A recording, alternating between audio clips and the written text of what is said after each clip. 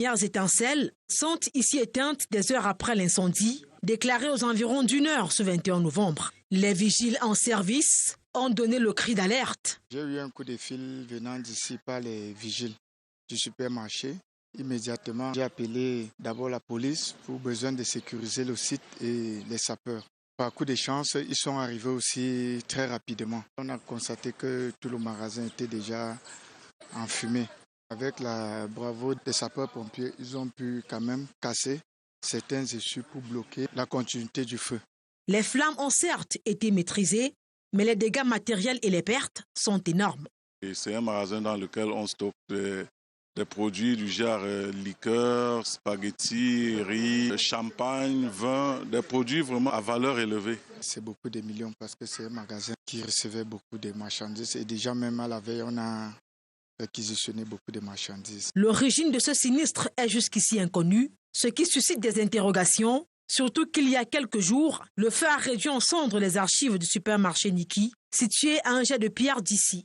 C'est assez effrayant. Alors que les mesures de sécurité sont prises, les extincteurs sont là, l'espace tout est dégagé, mais malheureusement, on se trouve dans cet imbroglio, on ne sait pas comment c'est arrivé. C'est peut-être le moment de renforcer la sécurité de jour comme de nuit dans ce secteur qui, on le sait, est rempli de badauds. Et à quelques kilomètres du marché Mfundi, une cinquantaine de femmes apparues ce jour dans les rues du quartier Santa Barbara à Yaoundé, dont quasiment l'heure plus simple après elles ont été dispersées par la police.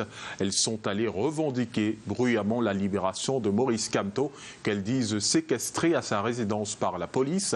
Ces femmes dénudées ont scandé pendant plusieurs dizaines de minutes « Kamto libéré » sur un itinéraire d'environ 800 mètres de l'entrée de la résidence du président du mouvement pour la renaissance du Cameroun jusqu'à la voie centrale qui dessert les quartiers Etoudi et Ngousso. En effet, depuis le 21 septembre dernier, le président du MRC est contre son gré, manifestement retenu à son domicile. Son parti dénonce une assignation à résidence extrajudiciaire. Les avocats de Maurice Kamto ont saisi la justice pour les mêmes fins sans que celle-ci puisse se prononcer sur cette affaire. Notons qu'en dehors de Maurice Kamto, reclus chez lui, des cadres du parti tels qu'Olivier Bibounissa et Alain Foguet sont détenus à Kondengui avec des dizaines d'autres militants. À ces derniers, officiellement, la justice reproche l'implication dans les marches du 22 septembre dernier, programmées et organisées par le MRC pour dénoncer l'organisation des élections régionales sans code électoral consensuel et appeler au départ de Paul Biya du pouvoir. Et contrairement au MRC, le PCRN est engagé dans les élections régionales. Le parti de Cabral Libi a procédé au lancement officiel de sa campagne ce jour à Douala. Le parti camerounais pour la réconciliation nationale, par le biais de leur président national, donne la dynamique des actions dont le dénouement est prévu au soir du 6 décembre 2020. Entre présentation des listes et plan d'action, le PCRN mise sur sa jeunesse pour des résultats prometteurs. Samuel Baïha, Henri Tina. La dynamique des élections régionales 2020 est engagée sur les berges de Vori à Douala. Un tampon officiel posé par le président national du Parti camerounais pour la réconciliation nationale, PCRN, l'honorable Cabral Libi. Les candidats issus des 3 listes inscrites par le PCRN dans le littoral sont présentés à l'assistance. Le premier message, c'est d'aller voter massivement. Je parle bien au conseil du PCRN, d'aller voter sereinement leurs candidats pour pouvoir mettre en pratique la politique du PCRN. Aujourd'hui, nous sommes sûrs que nous ne sortirons pas perdants de cette élection. Au cœur des échanges, les cabralistes exposent par circonscription administrative leur plan d'action. Ils voudraient faire, durant cette élection, un coup de maître.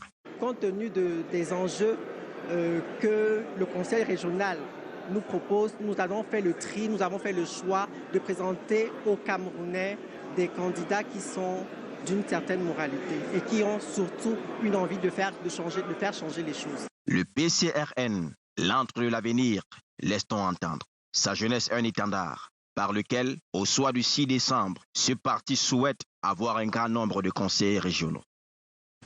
Assurer un déroulement sans anicroche des élections régionales du 6 décembre prochain, c'est l'objectif de l'atelier de formation de formateurs d'Elections Cameroun, ouvert ce samedi à Yaoundé. 3 modules en rapport avec l'élection des conseillers régionaux ont été abordés à l'endroit de 40 apprenants. Le directeur général adjoint de l'ICAM, qui présidait les travaux, est revenu sur l'importance d'une telle activité. Compte rendu, joignent William Diom III et Constant Kamgar. Elections Cameroun met à jour le logiciel de son personnel ce samedi matin à Yaoundé à travers un atelier de mise à niveau des formateurs. Question d'aborder avec sérénité les toutes premières élections régionales organisées au Cameroun. En lieu et place du directeur général, le directeur général adjoint ouvre les travaux. Cette formation est une prescription du directeur général des élections et s'inscrit dans la recherche de l'efficacité pour le personnel commis aux différentes tâches dans le fonctionnement général des élections au Cameroun. 40 participants prennent part à cette session de formation. Cette formation, donc, ça va s'adresser aux présidents des commissions locales de vote et aux présidents des commissions régionales de supervision afin de les doter de capacités pour bien exécuter les missions qui sont les leurs dans le cadre de la formation des différentes commissions électorales devant conduire le scrutin. 3 modules sont abordés, à savoir le cadre juridique et institutionnel des conseillers régionaux, l'organisation matérielle et la gestion opérationnelle du bureau de vote dans le cadre d'un double scrutin électoral. Enfin, le mode de scrutin et modalités d'attribution des sièges à chaque catégorie de conseillers régionaux. L'élection des conseillers régionaux est une élection à double collège. Nous avons d'une part le collège des chefs traditionnels et le collège des délégués des départements. Donc pour nous, il est question de faire une distinction entre ces 2 collèges-là dans l'organisation des bureaux de vote. Par cet atelier, Elections Cameroun recherche la performance de son personnel afin de réussir le pari d'un déroulement harmonieux de ces élections des conseillers régionaux. Et après l'UDC, c'est au tour du PURS de rencontrer les chefs traditionnels Sawa du Vouri, une concertation dont l'objectif est d'aboutir à un consensus social, un développement participatif et harmonieux. Le premier secrétaire du parti Espoir, Serge Matomba, ferme ainsi la concertation avec les partis politiques. Charles Robert Itok et Marius Kosso. La rencontre avec le PUS à la chefferie Sodiko à Bonabéry marque la fin des consultations entre les chefs traditionnels des villages Sawa du Vouri et les partis politiques. Un moment d'échange pour un compromis social visant le développement inclusif, participatif et harmonieux. N'oubliez pas, nous avons toujours prôné quelque chose d'essentiel au sein de notre formation politique et nous le disons toujours. C'est de cela que le Cameroun a le plus besoin, une véritable révolution culturelle. Et la révolution culturelle passera forcément par l'appropriation de nos différentes valeurs traditionnelles et culturelles. Et à ce niveau, les chefs ont une place importante et doivent la jouer. Et nous devons être des soutiens, n'est-ce pas, de ces chefs. Derrière cette cohésion sociale recherchée par les chefs Sawa du Vouri se trouvent de grosses problématiques qui nécessitent solutions efficaces pour une approche certaine du vivre ensemble. Les discours de haine qui sont de plus en plus hauts et forts, nous voyons l'insécurité, la circulation paisible des hommes et des biens n'est plus assurée. Nous avons certains appels à un affrontement tribal. Donc ça, c'est le problème le plus visible qu'on voit dans les réseaux sociaux, en lisant les journaux, en regardant les différents médias. Mais il y a d'autres problèmes. Il y a la question foncière qui n'arrête pas d'être au centre de plusieurs conflits à Douala. Il y a le positionnement des uns et des autres. Il y a une frange de la population qui est accusée, à tort ou à raison, d'avoir des visées hégémoniques. Donc il était temps que les chefs traditionnels que nous sommes prennent ces questions très au sérieux et les posent sur la table. Après les partis politiques, les chefs traditionnels Sawa vont rencontrer à partir du 22 novembre 2020 les communautés pour le même objectif.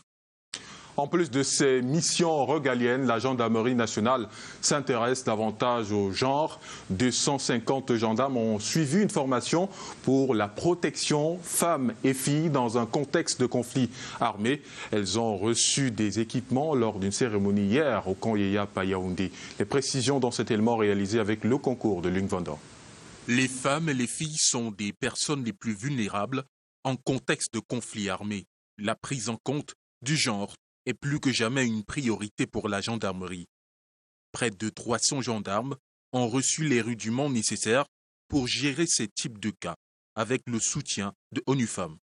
Il fallait d'abord renforcer leurs capacités pour que désormais, quand une femme arrive dans une brigade de gendarmerie, disant qu'elle a été soit tabassée par son mari, soit violée, qu'elle soit accueillie avec beaucoup de générosité et qu'elle soit bien écoutée et que les premiers soins psychosociaux puissent lui être attribués, enfin le référencement.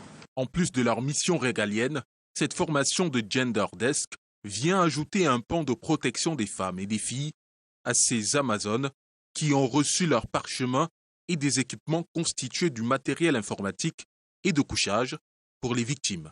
Ce vendredi au camp Yeyapa Yaoundé, le but est de leur donner un cadre favorable pour mener à bien cette nouvelle mission. Ces formations sont arrivées à point et on note avec satisfaction qu'elles se sont bien déroulées sans difficulté, comme le témoin des textes de niveau fait aux apprenants après chaque session. Nous pouvons donc affirmer, sans risque de nous tromper, que nous avons une cuvée de gendarmes prêts à faire face à toute forme de personnes victimes de violence. Cette formation est le fruit du partenariat entre la Gendarmerie nationale, l'ONU Femmes et l'appui du gouvernement italien.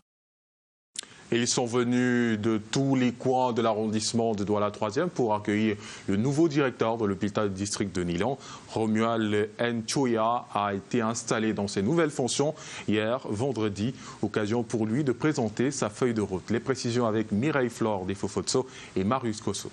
Le voici, le nouveau directeur de l'hôpital du district de Nilan, le docteur Romuald Nchoya, médecin anesthésiste, réanimateur, urgentiste.